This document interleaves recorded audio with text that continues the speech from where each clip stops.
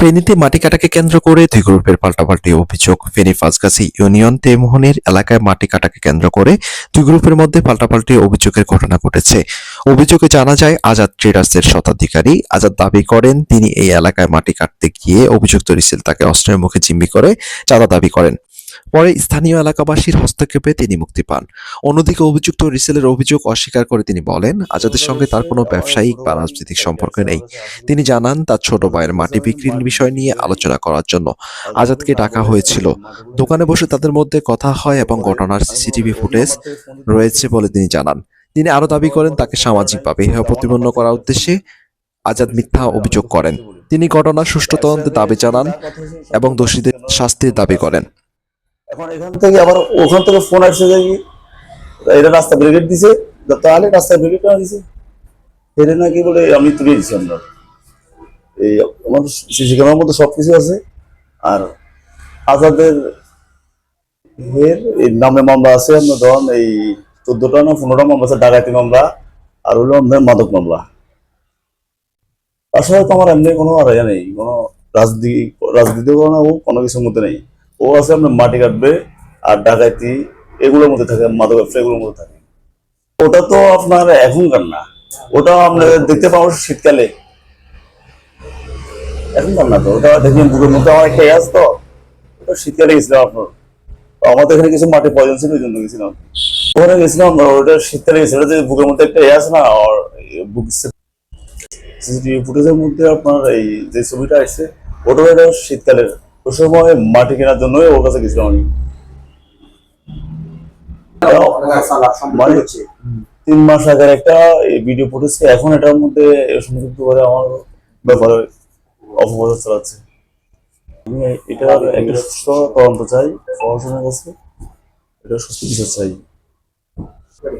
আর আজাদে তো ওখানে বলছে যে আমি নাকি লোক পাঠাইছি এর তুলে আনতে, আবার এর একটা ছেলে বলতেছে যে ওদেরকে নাকি আমি মারছি। তো এখানে তো বোঝা যায় আমি কি ছিলাম না, এটার মধ্যে সংযুক্ত ছিলাম। ওইটার মধ্যে দেখা যাচ্ছে যে আজাদ বলতেছে আমি নাকি লোক পাঠাইছি ধরে আনতে, আবার বাতিজা বলতেছে নাকি ওকে আমি মারতেছি। ও যখন আমার দোকানে আসছে, ওর সাথে কি কথা হয়েছে না হয়েছে সবকিছু আমার সিসিটিভি ফুটেজে আছে, আমার মোবাইলের মধ্যে আছে, আপনারা দেখতে পারেন।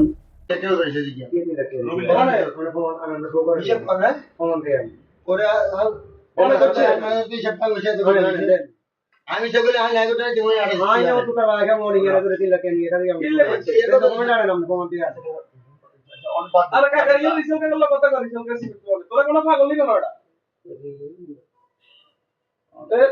অন গিয়ে যে এখন মার্কেট এ নাম বাংলা আমরা কারণ না আর কথা না বলি আমি মূলত এই একটু করে আমি এগুলো আরে ছেলে আমাদের ঠিক আছে মাথায় কথা এবারে মাছ সামনে মারি কাটবেন আই এই লগের উপরে কথা ফাইনাল করে গেছি মারি করে রাখবো আমরা দেখবেন কি নাম্বার আইকো আমরা লগটা না দিয়ে হইছে রাখছি আমরা রাখা নিয়ে নিয়ে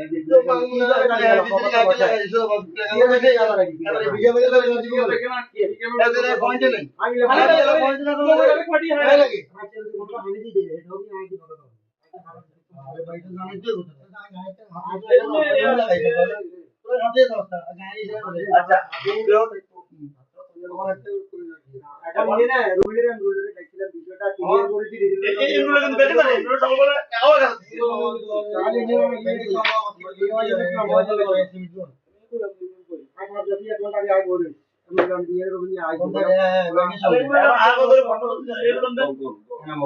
এ আইয়ে কই মারো ফোন মারি হ্যালো এক ঘন্টা বইয়ে রাখি না রে না ভাই আমি তো পারে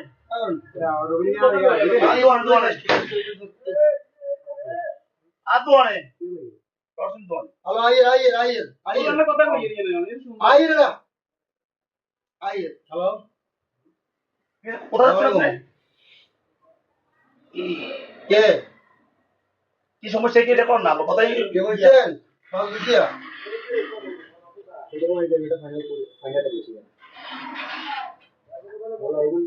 মানে কোনটা বুঝি না না না বদ্ধ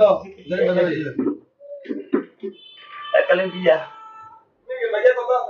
ও তো উনি আছে এখন মানে আছে হ্যালো ওটা আমি বলে দিলাম না এটা রোড ব্যারিকেড দিতে গেলে ওই বাইরে দিতে মারো রোড ব্যারিকেড ये हम लोग अलग बात करते हैं रोड पे बैरिकेड आप बोल रहे हैं रोड बैरिकेड दे ना दो ये मारो सुनी ये बोला कि कौन सा लेवल में ऐसा কথা বলে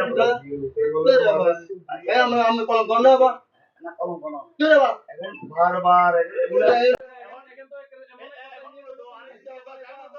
এদিকে জমির মালিক জানান তিনি নিজেই আজাদকে ফোন করেছিলেন জমি বিক্রির বিষয়ে কথা বলার জন্য। তবে এরই মধ্যে জানতে পারেন আজাদ অনুমতি ছাড়াই মাটি কাটা শুরু করেছেন। পরে যোগাযোগের চেষ্টা করেও তাকে না পেয়ে রিসেলের মাধ্যমে ডেকে এনে বিষয়টি নিয়ে আলোচনা করা হয়। তিনি বলেন রিসেলের বিরুদ্ধে আনা অভিযোগ ভিত্তিহীন ও উদ্দেশ্যপ্রণীত। ঘটনার সুষ্ঠু তদন্তের মাধ্যমে প্রকৃত সত্য উদ্ঘাটনের দাবি জানান তিনি। অভিনেতা কল করে বলছিলাম যে পাঁচগাছিয়া রিসেল বাড়ির অফিসে আসার লাই, তো এখানে আসি, এখানে বসি রিসেল ভাই সহ এই যে মাটির দাম দর ভাঙ্গি লিখিত স্ট্যাম্প করি, ডিট করি, উনি মাটি কাটবো। ওনাকে রিসেল ভাই কল করছে, কল করার পরে উনি একটা মোটরসাইকেলে করে 3জন লোক রিসেল ভাইয়ের অফিসে এখানে আসছে। আসার পরে আমরা সবাই মিলে 4 জন এখানে কথাবার্তা বলি। এরপরে উনি সুন্দরভাবে গাড়ির চাবি নিয়ে চলে গেছে তেমুয়ানি। এই যে সিসি ক্যামেরার ফুটেজও এখানে আছে। এখান থেকে উনি তেমুয়ানি যায় 2 টাকা নাম দিয়ে রাস্তায় ব্যারিকেড দিয়ে ওইখানে মনে করেন বিভিন্ন নেশাগ্রস্ত লোকজন রাস্তায় জড়ো করায় গাড়ি ব্যারিকেড সৃষ্টি করি। উনি বলতেছে ওনাকে এই এখানে রিসালে যাই তুলে লিয়ে আইছে।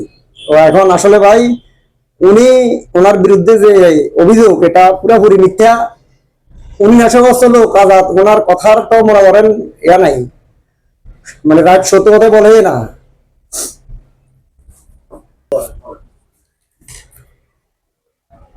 আজাদের হসি মাত্রে গত বছরও মাটি খনন করে অনেক মানুষের মাটি উনি চুরি করে রাত্রে লই যেত। ওনার কোনো ব্যাকগ্রাউন্ড ভালো নাই, উনি কোনো সামাজিক কর্মকাণ্ডের সাথে সম্পৃক্ত ছিল না। উনি চোর অথবা ডাকাতি করতো, সন্ত্রাসীগিরি মনে করেন দেন এগুলোর সাথে সম্পৃক্ত ছিল। ইয়াবা ট্যাবলেট বিক্রি করে, গাঁজা মদ।